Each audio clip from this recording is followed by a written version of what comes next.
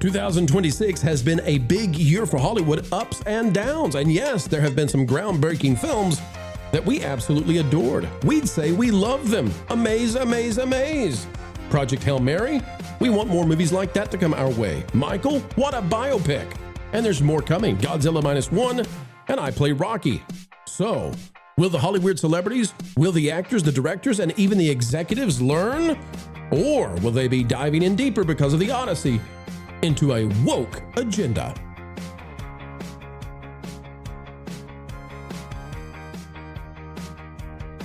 Folks, we are the channel that won't stop bringing you the news ahead of schedule. And yes, the drive-by journalists, the dinosaurs going extinct, they're getting out their jumbo pencils right now to write down what we think and gather tomorrow's headlines. All right, it's time. Let's go into the conversation. You click the like button. We'll do the rest. There's a battle in Hollywood for how movies are going to be made, what kind of movies they say you're going to receive on silver screens. And we're here to say, folks, it's been a hodgepodge this year of great, good, bad, terrible, awful. And you know what? Some real masterpieces we hope come back again. Let's talk about it and what we are hoping might be the lessons Hollywood takes away, even if they are dense and dull and seldom want to listen to what we tell them will work. And it always does. There have been films like Moana and The Odyssey, which I would say have been rather disappointing. Young Washington was just fine. And then you've got Supergirl, which was a super stinker. There's no doubt about it. These are my reviews on Criticlist, by the way. Toy Story 5 as a film for girls specifically and not for dudes was okay. And the Mando and Grogu film, not all that fun. But we get into some good stuff. Wizard says that Cheap Detectives, I've got a low score for it at a 7.5. I thought it was good. Wiz says it's a 10 out of 10. We want more of that, right? Not Animal Farm. But going back to earlier in the year, before the summer, boy, we had a run of great films. Michael, the biopic, I gave an 8 out of 10. Really good movie. Fantastic film that wasn't afraid to look at the pathological nature of a family and what it did. A corrupt father to his son, even if his son was one of the most famous people on earth. Ignore Hoppers for a minute. Project Hail Mary, I gave an 8.5 out of 10.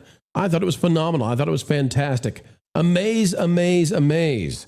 Truly anti-woke and all about that the human spirit can overcome, that guys can do the right thing, and that with some teamwork, you just might be able to save the world. And of course, we enjoyed the Mario movie as well. Mario Galaxy receiving a 7.3 from me. I wanted to ask the panel, because we talk a lot about movies that we don't like.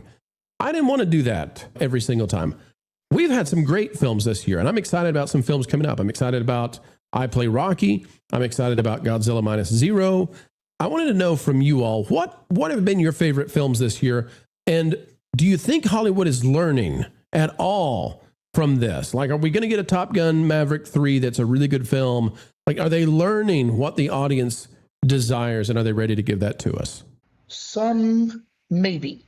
I really like Project Hail Mary. I actually really liked Young Washington too. I was surprised when I saw that movie that there were quite a number of people in my theater, and it was a very rare case when the movie was over that the audience applauded, which I don't usually get in my theaters. There's been other stuff that I think is trying to move in a crowd-pleasing direction, but I don't think that they're ready to commit yet. Now, when you talk about the indie movies that are being done by the YouTube folks, the Obsessions and the Backwards. Obsession Backwards, yeah, stuff, good point. That stuff is trying to cater to find an audience, because you have people that have detected that there is a weakness from this Hollywood output, and that gives them an opportunity to strike, especially when there is audience engagement that is going to support the project, which is why some of these distributors are picking them up. Hollywood would be wise to pay attention to that. Yeah, and some of those films have gotten like an 80 times return on investment. In Hollywood, if you can get a 15%, return on investment, that's considered a success. These are getting 80x. I mean, that's crazy. Marv, there's an independent action film that I know that you've loved. Walk us through that. And is that teaching Hollywood anything, the response to it?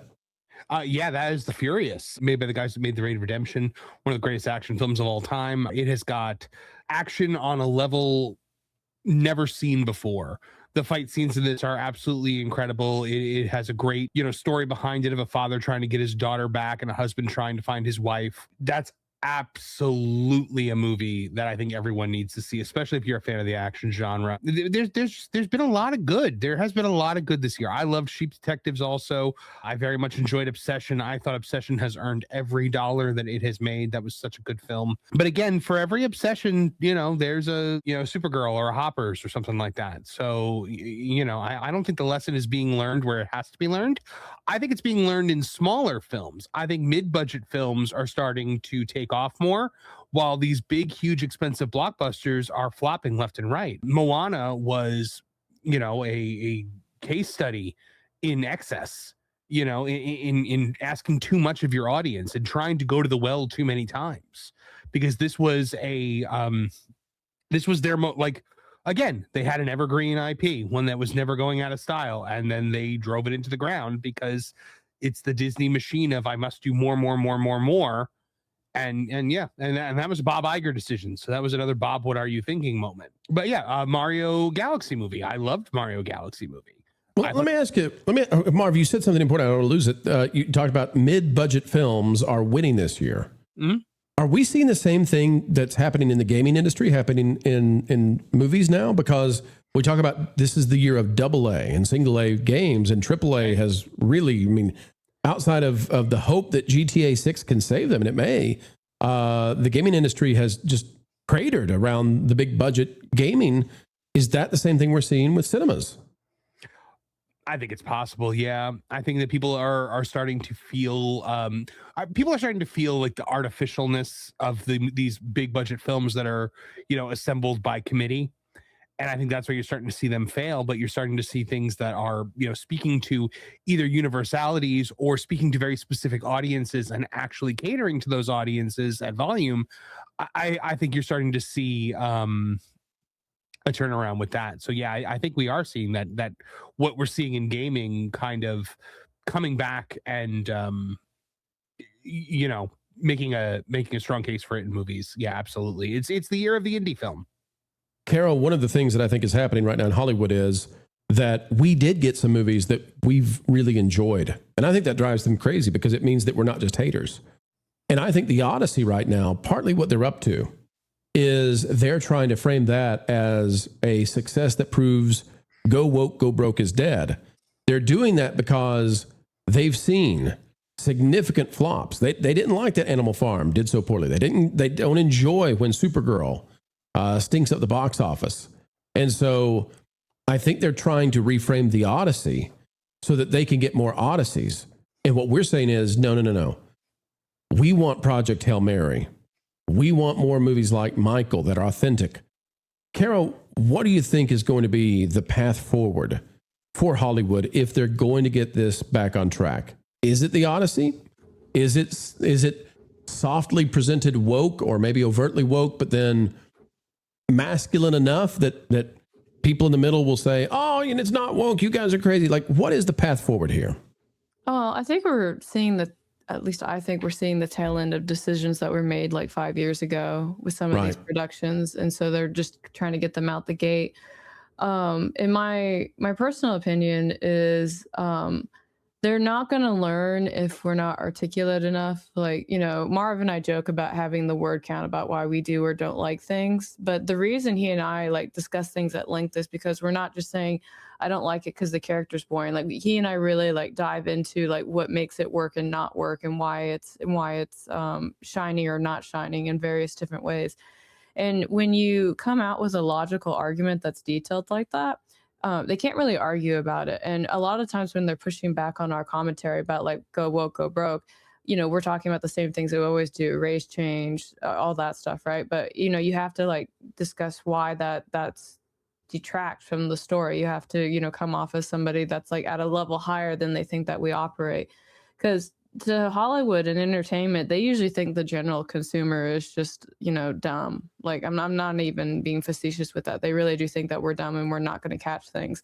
But as long as we're vocal and we keep, sharing our thoughts and opinions on that, because the truth is that a lot of these IPs that they're making films for have very passionate people wanting to consume them. And I mean, I mean, like the customers love the IP and they love everything behind the IP, and they will like invest time like to like. I have a friend that loves video game, like I think he loved WoW so much that he learned how to program so he could make his own game, right?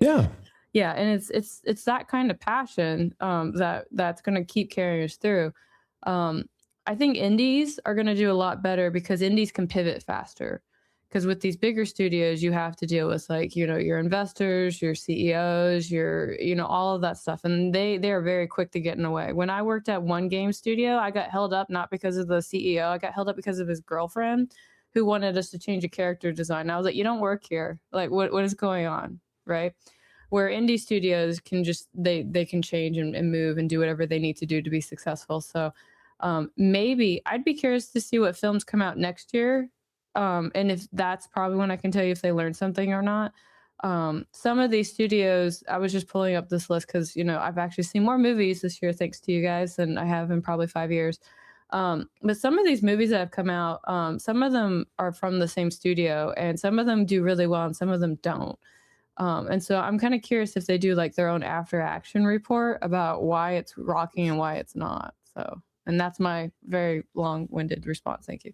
Let me ask the panel this. What are your most anticipated movies coming out? What are you looking forward to the most?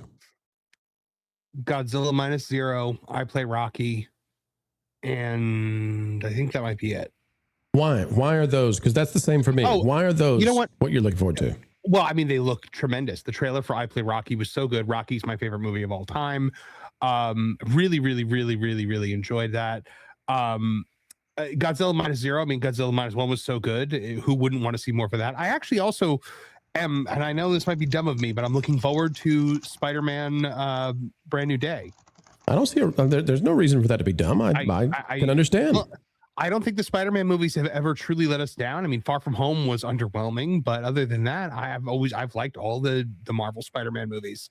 So I'm looking forward to that one as well. And I think I know where it's going. And if it's going where I think it's going, I'm excited for it. Lauren, what are you looking forward to? And you know, as I'm scrolling through here, one of the things I'm noticing is some of the sequels, some of the dependence on franchises may have not gone well. Maybe we're getting to the point where people are sequel fatigued. Yeah, I think there's some of that. The main ones that I'm looking forward to are I Play Rocky. There's a biopic that is of Jimmy Stewart that's called Jimmy. Oh, yeah, I forgot about that. Yes. There is one, this one may already be out. It was the Brendan Fraser movie where he plays Eisenhower called Pressure. I think the big ones this year are all going to be biopics, which is kind of odd. They're having sort of a renaissance. I think those are the big ones that I am looking forward to. I'm going to tell you what I think is one of the things I want to see in movies from here on out. I want to go watch movies that don't look like what we've been watching for the last 20 years. I think that's what I want refreshing things that don't look like Marvel CGI. I want movies that don't give me a Marvel joke. I want movies that don't insert ideology, the modern message into, you know, places that it just does not belong. I want movies that are artistic in ways that I haven't seen before. And I think I want movies that are authentic, like where I can really believe the characters and the characters are flawed. And I'll say the other thing that I see as cohesive with the movies that I've enjoyed this year, and I hope that maybe some place like Paramount is gonna do this and force Disney back to the middle a little bit. I want movies that feature beauty and humanity that's worth fighting for. That's the difference in The Odyssey and Project Hail Mary to me. In The Odyssey, I don't have a world that's beautiful. I never watch him have a great time with his wife before he leaves. I never see him hold his kid. I never see in the end him having a father-son embrace. I never see the beautiful things that make life worth living. But by golly, in Project Hail Mary, I see that in abundance. And it reminds me what the heck we're watching the movie for. And that's what I want to see in films. That's I think, where I hope that entertainment goes over the next couple of years. I think the path is clear for Hollywood if they're going to do that. I think we're telling them, we've seen some good movies, we're going to see some more good movies. The question is, are you going to make us more of those movies so that we can celebrate you in some way? You know, we've reached the end yet again, but ladies and gentlemen, we've had fun today, have we not? And until the next time we get to do so yet again, be a friend to the channel. Click that like button. Share your thoughts in the dialogue down below. And if you're not yet subscribed, well, we need you right here on Team Pro. Until we meet again, keep learning, keep growing, and as always, keep having fun.